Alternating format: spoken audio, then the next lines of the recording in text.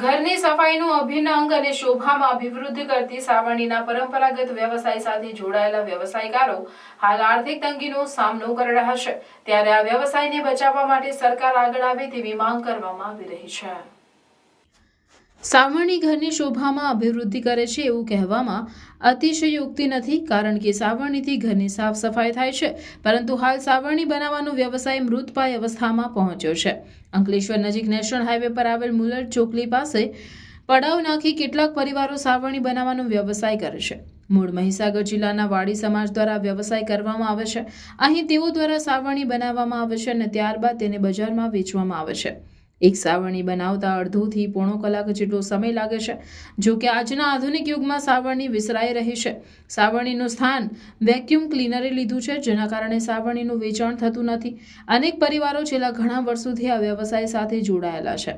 પહેલાના જમાના કરતાં હવે માત્ર રોજની 50થી 60 જેટલી સાવરણીનું જ વેચાણ થઈ રહ્યું છે, જેના કારણે આ પરિવારો આર્થિક મુશ્કેલીનો સામનો કરી રહ્યા છે।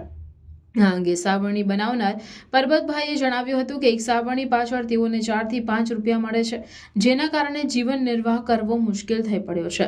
સરકાર દ્વારા યોગ્ય સહાય કરવામાં આવે તો તેઓ તેમના વ્યવસાય સાથે અન્ય વ્યવસાય પણ કરી શકે અને પોતાનું જીવન ગુજરાન ચલાવી શકે છે।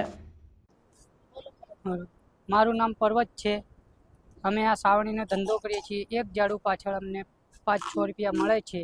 હવે અમારી એટલી વિનંતી છે સરકારને કે કોઈ અમને લોન બોન આપે તો અમે બીજો ધંધો પાણી કરી શકીએ। આ ધંધામાં કોઈ બરકત છે નહીં। અમારો ધંધો બી ઊંધો છે અને કાંટા હાથે મજૂરી કરવાની આખો દિવસ અને મથીએ તારે એ ખાવાની બની રહે છે। અમારે કોઈ બીજું જોઈતું નથી। અમારે એટલી વિનંતી છે કે અમને કોઈ જમીન જાયદાદ કંઈક આપે, પલોટ તો રહીએ, અને કોઈ પૈસા આપે તો કોઈ બીજો ધંધો શરૂ કરી શકીએ છીએ। આમાં બનાવવામાં બહુ મહેનત થાય। કાંટા આખું કાંટા જ આવે નકાળું, ઉપરથી પાડવું, તોડવું, ફાડવું, બધું કરવું। અમારે કાંટાને ઝીણું કરવું, પછી ગામડે ગામડે વેચવા જવું। આખો દિવસ વેચીએ તો 150 નંગ વેચાય, એમાંથી 500-600 રૂપિયા મળે। એમાં ખાવું પીવું આ તે બધું એટલે પૂરું જ થઈ જાય।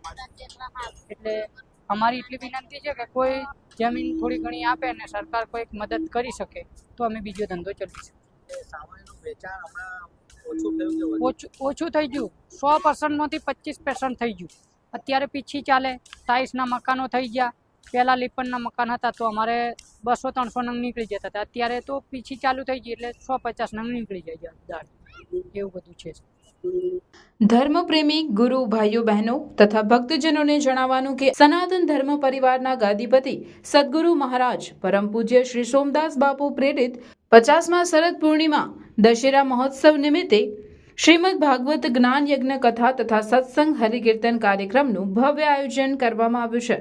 તારીખ 30/12/2024 સોમવારના રોજ આ આયોજન રાખવામાં આવેલ છે। તો આપ સૌને કથામૃતનું રસપાન, પરમ પૂજ્ય ગુરુદેવના દર્શન તથા સત્સંગ હરિકીર્તનનો લાભ લેવા પધારવા ભાવભર્યું આમંત્રણ પાઠવીએ છીએ। શ્રીમદ ભાગવત જ્ઞાન યજ્ઞ કથાનું રસપાન પરમ પૂજ્ય જિગ્નેશ દાદા એટલે કે રાધે રાધે કરાવશે તથા સત્સંગ હરિકીર્તન કાર્યક્રમમાં કમલેશ બારોટ તથા તેમનું વૃંદ પધારશે। સનાતન ધર્મ દ્વારા 50મા શરદ પૂર્ણિમા એટલે કે સુવર્ણ જયંતિ મહોત્સવ પૂજ્ય સોમદાસ બાપુના સાનિધ્યની અંદર ઉજવવા જઈ રહ્યા છે। ખાસ કરીને ભરૂચ જિલ્લાના તમામ ભાઈઓ બહેનો અને ધાર્મિક ભાવિ ભક્તોને આમંત્રણ છે। સાથે સાથે મહાપ્રસાદીનું પણ આયોજન કરેલ છે। તો તમામ ભાઈઓ બહેનોએ મહાપ્રસાદી પણ આ કાર્યક્રમની અંદર લેવાની છે। તો તમામ ભાઈઓ બહેનોને ખાસ આમંત્રણ।